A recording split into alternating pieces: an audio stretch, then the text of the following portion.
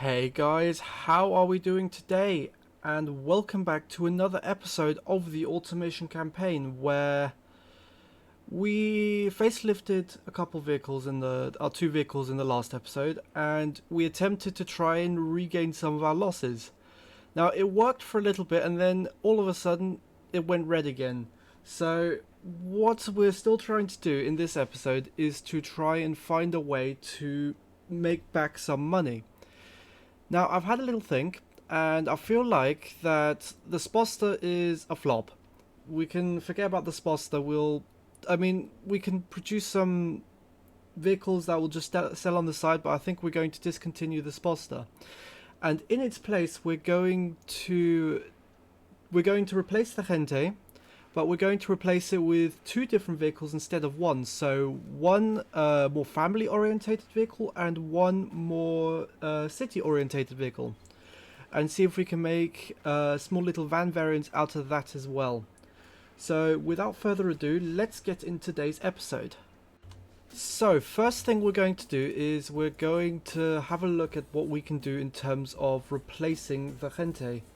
Now, first thing I'm going to do is I'm going to have a look and see what sort of vehicles. Actually, I've already found a vehicle that I like, the body. What about these ones? The 2.4 meter ones. I don't know whether they're too long. I feel like if it's going for a family vehicle, I would like to use the 2. I'd need to use the 2.4 meter one. So we'll go with this one for the family variant. This should be fine. It's not too small. And do we go with a monocoque chassis with this one? It's 1963, so monocoque chassis aren't all too common just yet. I think we're going to stick with a ladder chassis just for the last time for this vehicle. But what we can do is we can do a front transverse engine, which means we can do front engine, front wheel drive. Now we're going to do solid axle coil on the front, but instead of using leaves on the back, we're going to switch over, I believe it's to a trailing arm? Or was it torsion beam? No, it's trailing arm. We're going to use a semi-trailing arm on the back to try and see if we can get a nicer ride out of the vehicle. Now, in terms of engines, we're just going to stick the updated engine in it for now. I will make a new engine for it, a 4-cylinder, after the vehicle sort of has been made, so I know where the engine sort of needs to be. And in terms of the actual vehicle, I'm going to have a look. I'm going to try and make it a sort of family premium type vehicle, so that when the city variant comes out, the family budget segment will be interested in that as well, because I don't want to make it too expensive. Now, I am going to. I'll make 4 gears for. I'll do 4 gears for now, and open diff. We're going to go with radial tires, hard long life, and we're going to make them 165, I think. Although that is quite wide. If we make those a bit bigger, 13-inch, let's do 155, and I think that should be fine. 155 should be fine. Two LS drums on the front, single drums on the back, no under tray. Seating configuration is fine. We will do a premium interior. We will see how the demographics like that, because I feel like they're going to enjoy that a bit. No power steering. The car will probably be very light. Standard 60s safety. Progressive springs, because we don't want to do hydro pneumatic just yet, and we'll do normal suspension setup, and it's looking alright. The family segment likes it. We'll have a look at family premium. So they're not even interested in the vehicle at all. So we'll still target family, but we'll also pin family premium. So we know where we're sitting. So we're at 23 family premium, but that's just because the vehicle is so affordable. There's no point in them even being interested in the vehicle. So do we go with advanced safety? I mean, I think I might need to. Steering quality will improve that by about 3, I'd say. Do a nicer interior. I mean, do we want to... I don't particularly want to do a premium AM radio just yet, because... I mean, we'll take a look. Aerodynamics, is it worth? No, there's no point in doing an under tray. Let's see if we can make the brakes just a little bit stiffer. There you go. So they prefer it about here, I'd say. I'm trying to figure out why. I mean, we can do 3-speed automatic, but I don't want to do an automatic on this. I might do an automatic variant of the vehicle, but I don't want to do just an automatic. So, I mean, we'll work with this for now. Yeah, actually, we'll make the engine. So, I think we're gonna go just for a standard 4-cylinder, because probably like a 1.6 or a 1.8, something around that size. And just to give the car a bit more power, because at the moment the 3-cylinder does not have any power whatsoever. So let's see here. We can do that. That's fine. Do we want to do overhead cams just yet? I don't think so. We'll do direct overhead cams. Cast iron everything cast, because there's no point in us doing much more. Low compression, cam profile, turbos haven't been invented yet, and we probably wouldn't have done turbos anywhere. We'll do single barrel eco, twin carb, and we still only have leaded fuel, so we'll have to use leaded fuel. We'll bring down the ignition timing a little bit. I don't know what the engine's going to look like after this, but we'll do baffled and reverse flow. So the engine's knocking quite hard.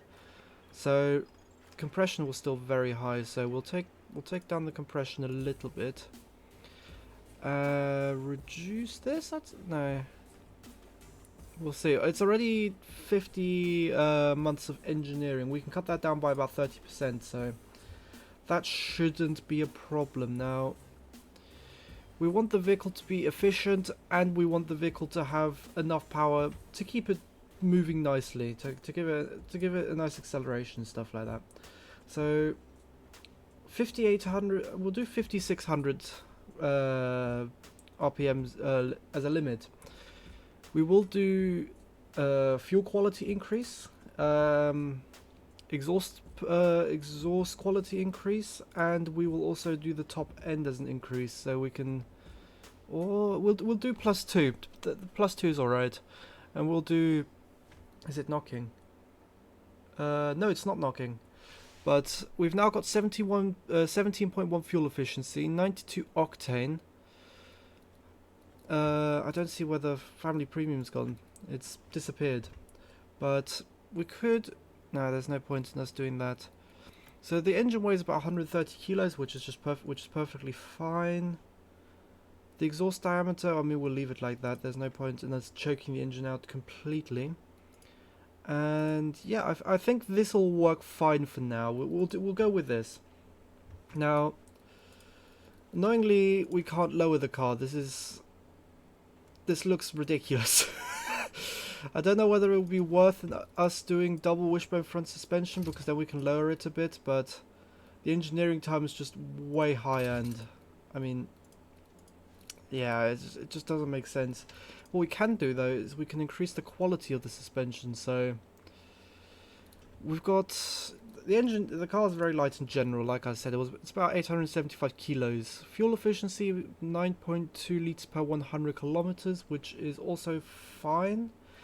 What I'll do is I will increase the suspension quality a little bit, and we'll see if we can get the car to the drivability up just that little bit to get it into that sweet spot of 100%. There you go, 100%. Although they don't like that at all. Did that go down? No, it went up. Oh, it's probably because of the anti-roll bars. Yep, they prefer anti-roll bars. So let's see if we can find a nice sweet spot here. That's going down. Go up one. I mean, we could always take away some more camber on the back. You know what? We'll stick with this. This is fine. We'll do plus camber, which kind of which doesn't look that great, but if the car works just fine, we'll leave it. Interior quality. We already did some pluses on the interior quality, so let's have a look what the premiums are like. So premium is starting to enjoy this vehicle. It's still stupidly affordable for it though. So I don't know what else really I can do to make the car more appealing to the premium segment. What I can do, however, is I can increase the gear ratios by a lot. So we'll do that, and then we'll... Oh, the wheel spin already starts there. So yeah, we'll leave it like that. So even the city budget, the city segment likes this car. But it's only city eco, city and city budget. They're sort of on the fence with this car. Now, so I think what I'm going to do now is I'm going to design the vehicle, and I will see what I can do in terms of just trying to see if I can get more of a foothold in the family premium segment. And yeah, now I'll be back with you guys once I finish that. Alright, so here we are designing our hopefully savior vehicle, because I mean the company's in a very bad state right now. We are so close to bankruptcy, it's not even a joke. So trying to design a vehicle that will appease to the general public. Now, like I said, there'll be two vehicles. One which will be focused to a more premium segment, and one which will be focused more to the mass public. And this will be the premium variant of said vehicle. Now, what I didn't realize when coming into designing this vehicle, right, is that the front is so flat that it's really difficult to do something with it. I'm sure there's people out there that can make beautiful cars out of this body, but I just struggled trying to find a way to make this car look interesting but still fit with the company design philosophy. So in the end, I feel like it looks alright, nothing special, but well, how do you say it? So yeah, the body is just horrendous. In the end, I did take I did stop building and took a day's break, because I needed to just reset, try and think of new ideas, how to work with the body, because this was genuinely not easy to work with. But in the end, I feel like it was a decent car. So yeah, hopefully this car fixes us, because we are so close to bankruptcy right now. We need this vehicle to work. And I mean, here I take a little break, but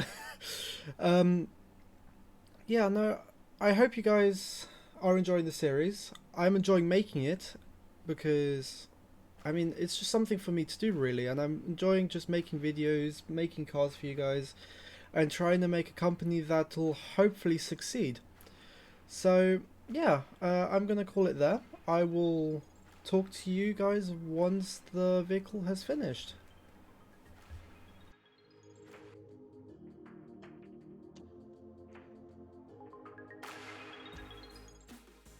Alright, so I'm not gonna lie with you guys, this was stupidly difficult to try and make look good.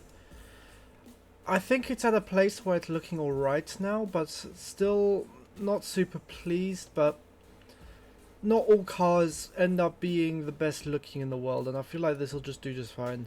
Now, one thing I did change is on the back. I made it... The way that I had it before was I had the two slits here. Right? I had like the horizontal brake lights and indicators. Wasn't a fan of it at all, so I decided to change it up a little bit and give it a little bit more shape on the back. And I feel like this works a lot better for the car itself. In terms of how people enjoy it, now you're going to see 205, and I mean, the reason for that is I went through and actually did put on the double wishbone front suspension. I really didn't want to. I wanted to realistically put McPherson struts onto it, but double wishbone will have to do for now. The engine, I didn't really touch the engine, and in terms of the body, I mean, I just stuck with the same body. So in the end, I feel like this car sort of works. I'm not for it, I'm not against it. And I mean, family segment, the family market likes it, the premium market's alright with it. It's got a competitiveness rating of 141. Maybe in the future we can find a way to push it further into the premium segment, maybe even put it into just the premium segment. But yeah, so what we're going to do is we are going to accept this design, and what we're going to do is we're going to create an automatic variant, because that way we can maybe get it just a little bit more premium. I don't particularly want to invest in making a whole new engine, so for the time being we'll do a 3-speed automatic. We'll mess with the gears a little bit since this is a different gearbox. Just entirely, so just to get just out of the wheel spin. Right there, perfect. So family, they like it, but I've got a we've got a competitiveness rating of 50 more than the other vehicle, and a competitiveness rating of 184 in the family premium segment. So if we can price this car just a little bit more than it really is worth, we can probably sell it for just that little bit more money. So we'll accept that. I don't know what auto means in Italian. Hold on. I might need to figure it out. Alright, so this is what Google told me. I decided instead of calling it a premium, I decided to put the name luxury in it just to make the car be a bit more luxurious. What we're going to do is we're going to retool it onto the Gente, or on where the Gente was, because I feel like the cheaper variant of this vehicle, well, the second variant of this vehicle will sell a lot better than this expensive premium model. So we can produce about 3,600 cars. If we can get the tooling quality a bit higher, we could probably put it. There you go. We're about 4,000, and we haven't done too much. We can increase the QA threshold a little bit, that'll be fine. Workers' wages, we'll keep it the same. So, now, the engine factory, I believe we had a spare engine factory, so if we can retool that, well, not a spare engine factory, but we had an engine factory. So, hold on, let's make the vehicle a lot more reliable. 70 months! Oh dear goodness. That's 6 years right now. Even with the 30% reduction, what's taking away so much? So safety is a huge point on this. Do we want... I don't really want to, but do we want to see what it does in terms of safety? So there's a lot of months that get added as soon as I put on the higher level of safety, but I mean we need to. We just need to, because premium car needs to be a bit premium, so we'll just make it a bit more expensive to... Oh wait, we don't have the money for it. This car's going to take ages to release, so we're going to have to... I'll try and see if I can get it around 72 months. So right now the car costs 32 million in just engineering costs alone, so sticky situation this. So we could do a bit more manual tooling, that will take off a lot of months. Optimized process, we can take down that a little bit. We'll focus on getting that higher for a facelift variant. So what's actually producing what? So this engine is being produced in no factories whatsoever. So this engine's going out of date, but that's where our mass market engine is being produced. So we'll have to repurpose the Sposter factory, but I believe we had the issue with the Sposter factory is that I couldn't produce enough engines. So we'll just click on this one engine, yeah, 3,100 engines, and we had it on pretty much max tooling. So we're going to have to take down the amount of, the amount of regales we can build. So let's go back into the car factory and reduce the amount of these we can build. So what is this, about 3,700? Tooling quality can come down, automation can come down, That's 3,400, but then all of a sudden the vehicle becomes a lot more to produce. So workers' wages we can, well, we're not going to slam them down, but pull them down a little bit. We can increase the QA threshold a lot though. That would be cool. I mean, it would mean that we have a lot of engineering failures, so don't know if that would necessarily be the best idea. We can pull down tooling quality just a little bit more, but that's... let's pull down automation a bit. So we'll do about 45 automation. That way we should be around where we need to be, but we'll have to sell the car for a lot more in order to now make a profit on it. So go into here, factory. Yes, we are going to use this factory. 3,170 engines. I hope that we have enough. Oh, just about matching load. So if we make the engine a bit more reliable, we still have tons of time for this engine, so we can put a lot of learning points into it. So that'll be fine. That's 3,055 engines, which means the engine factories are slightly overworked, in which case we'll increase automation a bit. There we go, 3,200 engines. Optimized process, I mean, at this point, wait, how many months did we have? I think it was about 65, so we'll keep it at 65 engines. 65 months to design this engine. So, ooh, look at that. I mean, we're already making profit with just the base amount or the base price. So we'll do what? This is the Premio. So we'll do about 8 here, and we'll do about 8.5, I think. And that way we'll make a huge margin. Oh, big numbers, big numbers. So that way we'll be able to make a huge margin on the car, and the car will sell to a more premium market, which is exactly what we could hope for. What happens if we put it up quite ridiculously high? So we'll do what, 10.5 for the automatic. Oh, look at that. I mean, I really do hope it sells like this, but if we are making as much money as it says, we should be in business here. We should really be in business. So we'll do that, 10.5, and we're leaving it. I mean, there's only so many cars we can sell before we have problems. So we'll keep everything how it is right now because it looks brilliant, and we'll put the car up for sale like the way it is. So loan, we are going to have to take a loan. We're going to take, I mean, if the car is making as much money as it is, we could probably take a really short loan.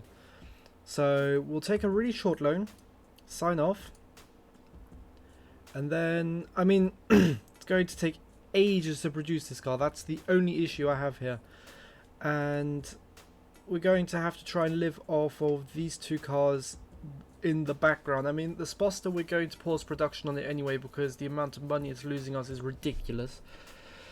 So, I mean, do we want to produce? Do we want to already do the what you call it, the cheaper variant of the Regale? I mean, the episode's already getting quite long, so what we'll do is we'll play this along a little bit. So we'll pause the facelift, we'll pause this trim, which means that that factory is now paused, and hopefully we should be seeing. Oh no, we're seeing a lot of red still. I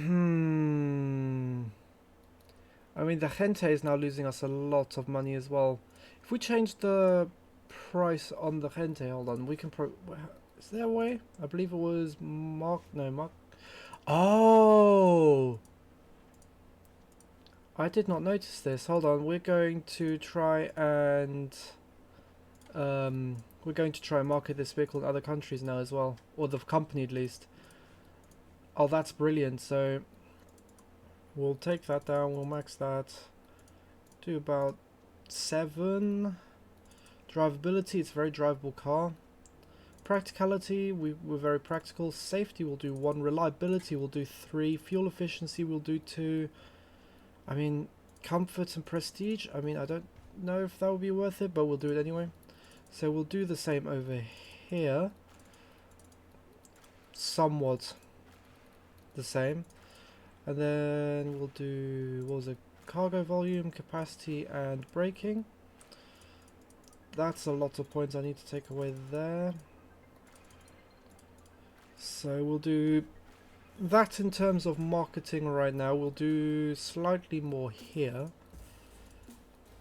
So we can sell, so the car just markets a bit better, because at this point I feel like it's just a big thing that big problem that the company just isn't marketed out all too well. So how can we save? There you go. We'll do 5 there. Okay, so we've got these extra countries now which we can sell to, and I mean, do these actually mean that we get more what you call it, dealerships? I wasn't entirely sure, but yeah, we're going to see a lot more miners, but we're going to have to continue the production of the Sposter at this point, because I mean, no, we're not. Oh, that's bad. Oh, that's really bad. Oh no. Hold on, we'll pause production, we'll unpause.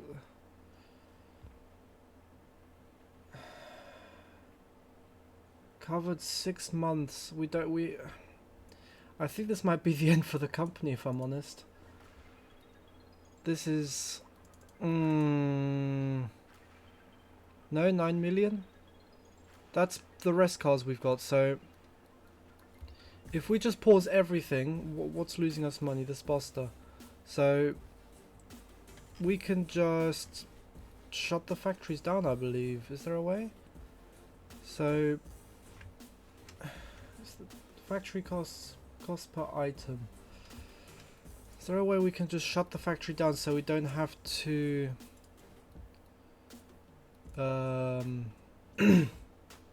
so we don't have to, there you go, we could just pay $1 million.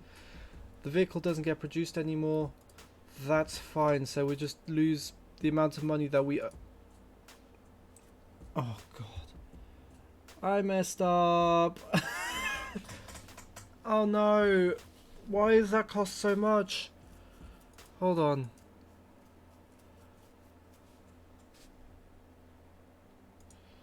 Why does that cost so much? Why are we losing? Because the amount of loan repayments we've got. So we're going to have to continue the production on this vehicle and just hope to goodness that the car starts selling. Come on, come on, come on. Yes! Please, please keep selling. Please!